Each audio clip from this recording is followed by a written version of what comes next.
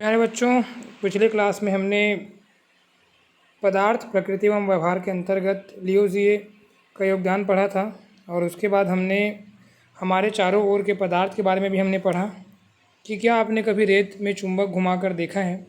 ऐसा करने पर लोहे के कण रेत से अलग हो जाते हैं।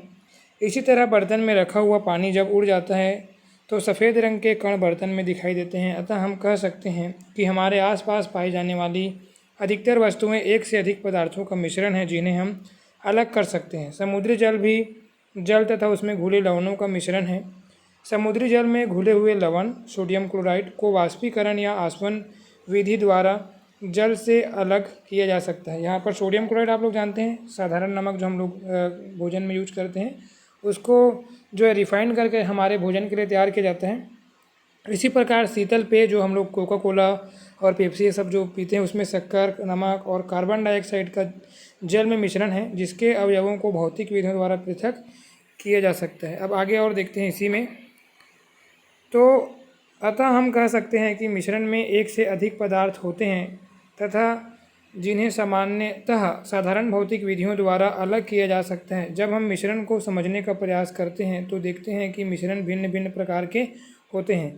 इसके लिए हम क्या करते हैं, एक प्रैक्टिकल करते हैं, है ना, एक प्रयोग, एक क्रियाकलाप करके देखते हैं। कक्षा के विद्यार्थी क, ख, ग और घ समूह में बढ़ जाएं। अपने पास अगर आप घर में हैं और घर में अगर विद्यार्थी आपके आसपास नहीं हैं तो आप एक काम करिए, परिवार के सदस्यों को बांट लीजिए। अगर आपके परिवार में 4 मेंबर हैं तो एक को क मान लीजिए, एक को ख, एक को ग और एक को घ, और सभी को बीकर में 100 ml जल। यहाँ पर अगर आप घर में प्रैक्टिकल करना चाहें तो आप कांच के गिलास में ले लीजिए, है ना। तो बीकर में 100 ml जल लेकर उसमें 1 चम्मच नमक मिलाएं। ख बीकर में, है ना, क वाले में क्या करेंगे, 100 ml जल लेकर उसमें 1 चम्मच नमक मिलाएंगे।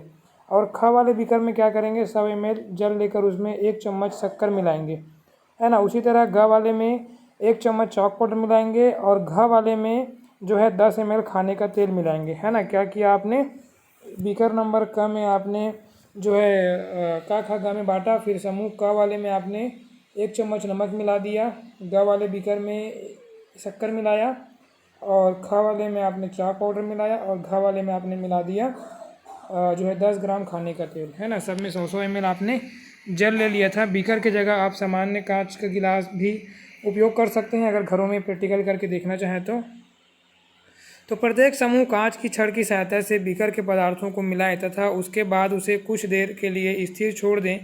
सभी समूह बीकरों में रखे नमूनों का अवलोकन कर निम्नलिखित प्रश्नों के उत्तर दें। किस किस बीकर में अवयव पूरी तरह से मिश्रित होकर एक सार दिखाई दे रहे हैं। तो आप देख पाएंगे कि शक्कर और नमक पूरी तरह घुल गए हैं, है ना। किस किस बीकर में अवयवी पदार्थ अब भी अलग अलग दिखाई दे रहे हैं।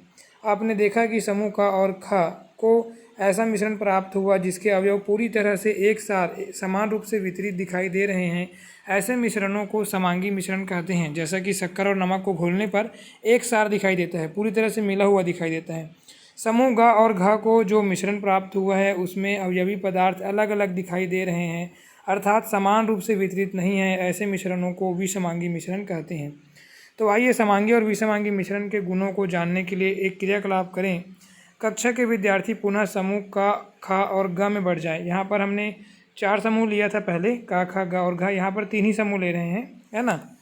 तो कक्षा के अगर जगह आप अगर घर में हैं तो घर में भी इस तरह का प्रैक्टिकल कर सकते हैं, है ना। उसके बाद समूह का बीकर में 100 ml जल लेकर 1 चम्मच नमक मिलाएं। ख बीकर में 100 ml जल लेकर 1 या 2 बूंद दूध या स्याही मिलाएं और ग बीकर में 100 ml जल लेकर 1 चम्मच चाक पाउडर मिलाएं, है ना। क्या क्या किया आपने, क वाले बीकर में 100 ml जल लेकर 1 चम्मच नमक, ख वाले में 100 ml जल लेकर 1 या 2 बूंद दूध या स्याही और ग वाले में 100 ml जल लेकर 1 चम्मच चॉक पाउडर मिलाया, ठीक है। उसके बाद प्रत्येक समूह कांच की छड़ की सहायता से पदार्थों को जल में अच्छी तरह मिलाएं तथा अवलोकन करें कि किस बीकर में कण जल में अलग अलग दिखाई दे रहे हैं, ठीक है। आगे चलते हैं। अब यहाँ पर आप जो है एक चित्र दिया हुआ है, ख बीकर के लिए, घ बीकर के लिए और ग बीकर के लिए, है ना। तो अब लेजर टार्च से प्रकाश की किरण को क्रमशः क, ख, ग बीकर पर डालें और उसे प्रकाश, है ना, लेजर टार्च से प्रकाश की किरण को क, ख, ग बीकर में डालें और उसे प्रकाश किरण के लंबवत दिशा में से देखें, किस किस बीकर में प्रकाश किरण का मार्ग दिखाई दे रहा है ना। तो यहाँ देखिए प्रकाश का मार्ग दृष्टिगोचर नहीं है, यहाँ नहीं दिख रहा है ना। ये वास्तविक विलयन है जिसमें आपने क्या मिलाया था, नमक, है ना। और प्रकाश का मार्ग दृष्टिगोचर होता है। इसमें क्या क्या मिलाया था आपने, जो है यहाँ पर देख लेते हैं, है ना। यहाँ पर आपने क में मिलाया है नमक, और एक में दूध या स्याही मिलाया है, और एक में चॉक पाउडर मिलाया है, ठीक है। अब यहाँ पर देखते हैं, ठीक है। यहाँ पर आप देख रहे हैं कि जिसमें आपने नमक मिलाया है ना, नमक मिलाया है, उसमें जो है दृष्टिगोचर नहीं है, प्रकाश नहीं दिख रहा है, ठीक है। इस डायग्राम में आप लोग देख सकते हैं कि जिसमें नमक मिलाया है उसमें प्रकाश नहीं दिख रहा है। इन दोनों में प्रकाश की किरणें दिखाई दे रही हैं लेजर मारने के बाद। इसमें आपने क्या मिलाया है, दूध या पानी का मिश्रण, और इसमें आपने मिलाया है चॉक पाउडर तथा पानी का मिश्रण गा वाले में। अब थोड़ा आगे चलते हैं। अब तीनों बीकर को 15 मिनट तक स्थिर छोड़ दें, फिर अवलोकन करें कि किस किस बीकर में मिश्रण स्थिर है तथा किसमें कुछ समय बाद कण नीचे बैठने लगा है। तो तीनों बीकर के मिश्रणों को अलग अलग छन्ना पत्र की सहायता से छानें तथा नोट करें कि किस छन्ना पत्र पर कुछ शेष बचा है। तो यहाँ पे आप देखते हैं ये छन्ना पत्र, मुड़ा हुआ छन्ना पत्र, है ना। जो छानने का एक फ़िल्टर पेपर आता है, आपको लेब में मिल जाएगा, ये सामान्यतः मार्केट में मिल जाता है छन्ना पत्र बुक डिपो पर। तो छन्ना पत्र का एक शंकु बना लेते हैं छानने के लिए। और छानने की विधि, इसको एक बीकर में ऐसा रख लेते हैं छन्ना पत्र को कीप के ऊपर, ये चाड़ी है ना कीप। छन्ना पत्र के साथ संलग्न कीप के में निचला हुआ द्रव कीप, है ना, जिसको हम सामान्य भाषा में चाड़ी कहते हैं, ये बीकर है। और ये छना हुआ द्रव है, ठीक है। यहाँ पे एक कांच का छड़ है जिससे हम मिला रहे हैं, और ये बीकर है जिसमें द्रव है जिसको हम डालते जा रहे हैं।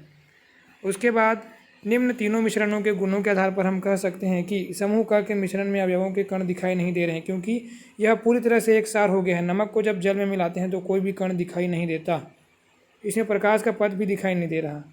इसके अवयवी कण तली में नहीं बैठते हैं और इन्हें छानकर अलग नहीं किया जा सकता। ऐसे मिश्रण को विलयन कहते हैं। इनमें अवयवी कण समान रूप से वितरित रहते हैं।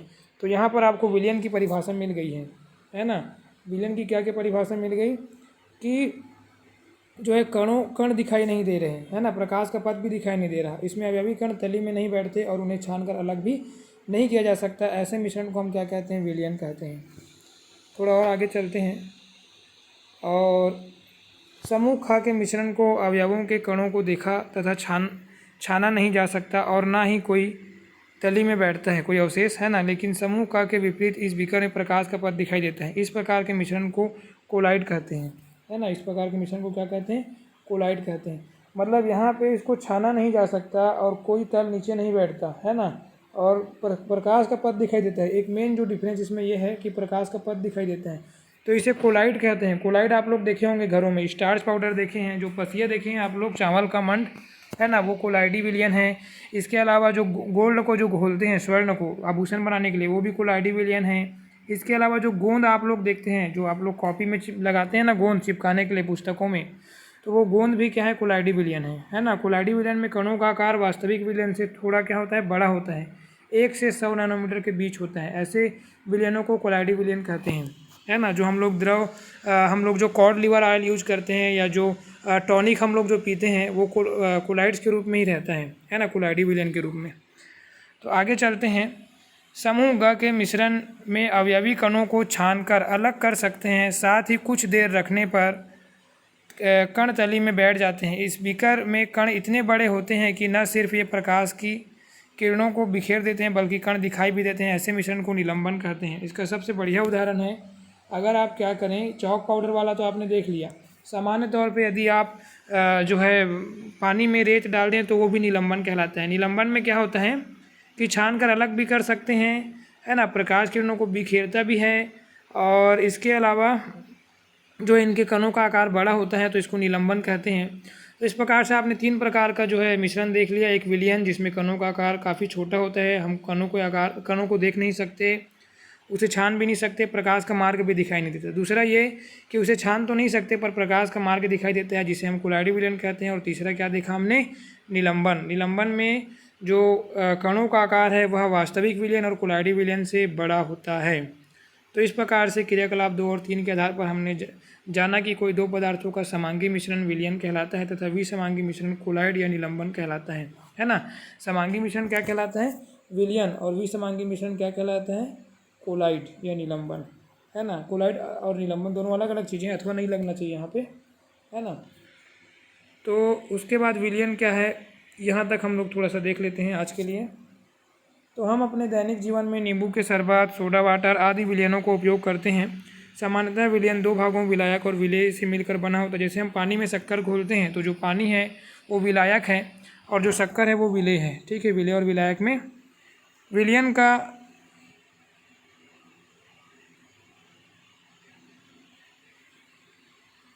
है ना। तो इस प्रकार से विलयन का वह अवयव जिसकी मात्रा दूसरे अवयव से अधिक होती है तथा जो दूसरे अवयव को स्वयं में मिलाता है उसे विलायक कहते हैं। जिसकी मात्रा अधिक होती है और जो स्वयं में मिलाता है, जैसे पानी विलायक है उसे विलायक, तथा जिसकी मात्रा कम होती है तथा विलायक में घुलता है उसे विलेय कहते हैं। जैसे शक्कर हम लोग घोल रहे हैं तो शक्कर विलेय है, उसकी मात्रा कम होती है और वह विलायक में घुलता है।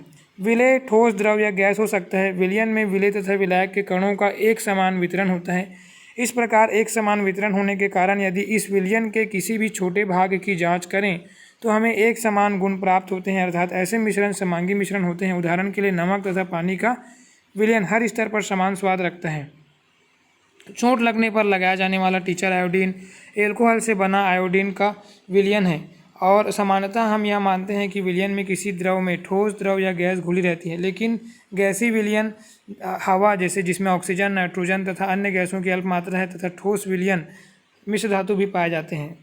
तो अगले टॉपिक में हम जो है यहाँ पे मिश्र धातु भी देख लेते हैं, है ना। मिश्र धातु जो है, मिश्र धातुएं धातुओं के ऐसे समांगी मिश्रण हैं जिसके अवयवों को भौतिक विधियों द्वारा अलग नहीं किया जा सकता, लेकिन इन्हें मिश्रण माना जाता है। उदाहरण के लिए पीतल में 60 से 80% तांबा और 20 से 40% जस्ता है। तो दो या दो से अधिक धातुओं से बना पदार्थ मिश्र धातु कहलाता है, जिससे उसके गुणों में परिवर्तन किया जाता है और उसे आवश्यक गुणों के लिए तैयार किया जाता है। जैसे कि लोहे में जंग लग जाता है, लेकिन स्टेनलेस स्टील का कोई पदार्थ बनाए तो उसमें जंग नहीं लगता।